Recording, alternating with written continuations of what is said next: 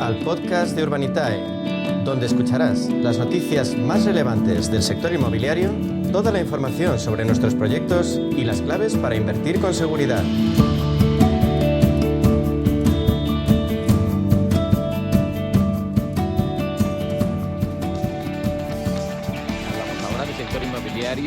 Como foco de nuestra inversión y al alcance de cualquiera de nosotros. No hace falta que tengamos un gran patrimonio gracias al crowdfunding inmobiliario. ¿Con quién lo vamos a desarrollar? Con la referencia en este ámbito en nuestro país y ya también, poco a poco, fuera de nuestro país, con Urbanitae. Diego Bestard, CEO de Urbanitae, bienvenido, buenas tardes. ¿Qué tal? Buenas tardes, un placer. Diego, según un informe de Colliers, nuestro país está entre los 4 europeos para invertir en inmobiliario y en el top 10 de todo el mundo, nada menos. ¿Crees que va a continuar esa tendencia en los próximos ejercicios? Bueno, a ver, España la verdad es que al ser un país que es pues uno de los países más importantes a nivel turístico, ¿no? Que es visitado por volumen de turistas todos los años tremendo, hace que también el inmobiliario pues sea muy atractivo también para los extranjeros. De hecho, yo siempre digo, ¿no? que a un alemán no habrá que explicarle las bondades de invertir en Mallorca o en Ibiza porque probablemente las conoce mejor que un madrileño, ¿no? Entonces, claro. Pues es verdad que Colliers en su informe confirma que dentro de los países europeos más atractivos para la inversión inmobiliaria está España, ¿no? Y dentro de aparte de Europa, ¿no? Es que estar en el top 10 mundial de todos los países del mundo es una cifra muy importante, sobre todo si tenemos en cuenta que España es un país pequeñito relativamente, o sea que bueno, a priori, si continuará esta tendencia o no, a priori todo apunta que sí, ¿no? Siempre y cuando España siga siendo un país que acoge al resto del mundo como un sitio para vacacionar y para visitar, y no solo sol y playa, también a nivel cultural y gastronómico. Yo creo que estamos ahí como cabeza, como siempre por adelante, ¿no? O sea que yo creo que eso se va a seguir manteniendo y España va a seguir siendo un destino de inversión inmobiliaria claro para el resto del mundo. Grandes noticias para la inversión inmobiliaria en España, también para Urbanitae. Acabáis de aterrizar en Portugal y uno de vuestros proyectos ya se ha convertido en la mayor operación de crowdfunding del país. Cuéntanos, porque esto es un hito para Urbanitae.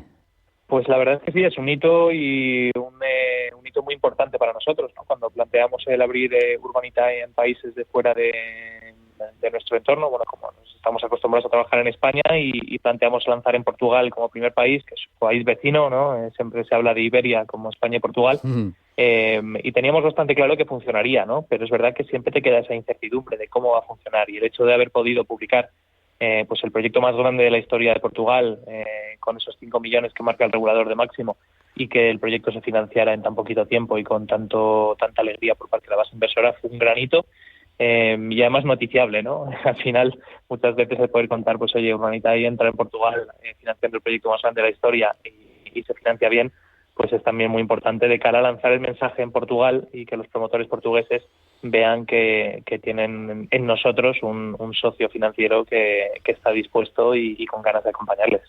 Una curiosidad, Diego, ¿los hermanos portugueses se animan también a invertir? ¿O la inversión llega desde clientes españoles en Urbanitae? ¿Qué les interesan vuestros proyectos en el país vecino? Pues mira, los portugueses sí se van animando, de hecho es la segunda nacionalidad que más invierte en nuestra plataforma, después de la española, claramente. Pero es verdad que nuestra plataforma es mayoritariamente española, o sea que más del 85% del capital vino de nuestra base inversora española, pero bueno, al final acabamos de lanzar, acabamos de empezar allí y nuestra intención o nuestro pronóstico es que en los próximos 12 meses pues la base inversora portuguesa vaya ganando peso y que cuando publiquemos proyectos en Portugal pues lleguen a financiar el 30, el 40% o incluso el 50% de los proyectos. O sea que nuestra intención es también llegar a esa base inversora local. Claro que sí, con pedagogía y haciendo cantera. Diego, lo sabemos, nos lo habéis contado, además de Portugal hay otros países en el mapa de Urbanitae, Italia, Francia. ¿Por cuál de los dos te decantas y te pido que me adelantes en cuál sacaréis antes proyecto? Bueno, esto es como preguntar a quién quieres más, a papá o a mamá, ¿no?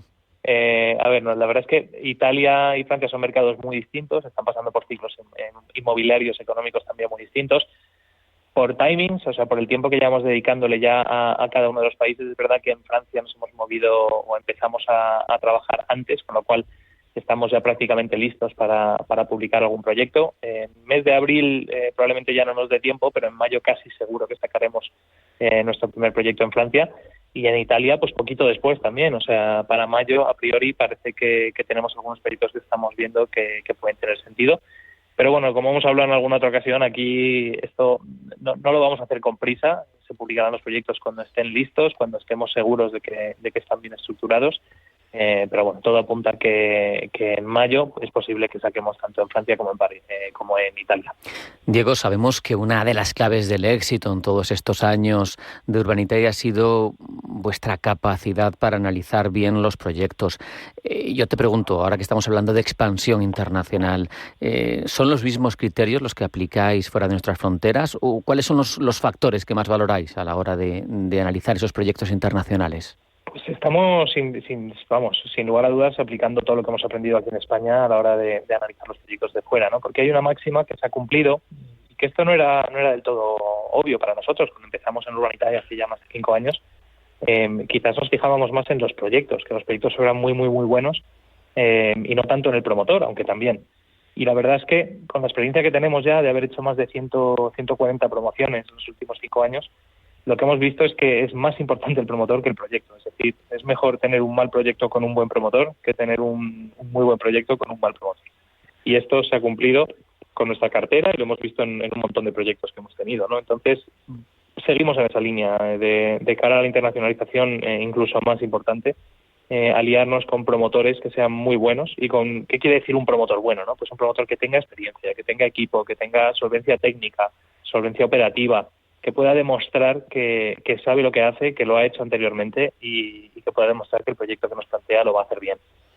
Y a partir de ahí, obviamente, pues hay que entrar en los proyectos y entender en cómo funcionan, si a nivel comercial se plantean bien, a nivel constructivo, pues los costes estimados son razonables, etcétera. Pero la verdad es que cuando viene de un buen promotor y un proyecto de un buen promotor normalmente cumple con esos requisitos. Que un buen promotor no se mete a hacer un proyecto si no los cumple.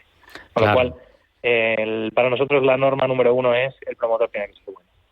Esos proyectos con un buen promotor bien seleccionado en Portugal, con vuestro desembarco internacional, haznos balance de ellos, cómo ha sido la acogida, si han sido atractivos para vuestros inversores, si ha costado más de lo habitual cerrarlos o no. Estamos hablando de uno que es récord en el propio país, por lo tanto yo anticipo que seguro que es un éxito, pero ¿están todos los que habéis puesto en marcha ya cerrados? Cuéntanos cómo están yendo esos proyectos en Portugal. Sí, pues mira, sacamos los primeros proyectos de Portugal la semana de Semana Santa. De hecho, sacamos 2 proyectos el mismo día, el lunes.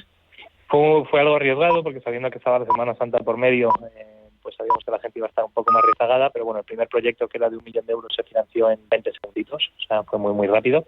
Y el segundo proyecto es verdad que tardó un poco más, o sea, para el lunes siguiente ya estaba financiado, tardó una semanita, teniendo en cuenta que estaba la Semana Santa por medio, que los bancos no estaban operando y que los ingresos que hacía la gente no entraban, pues la verdad es que en una semana normal se hubiera financiado en unas 48 horas, estimamos. O sea que la acogida muy buena.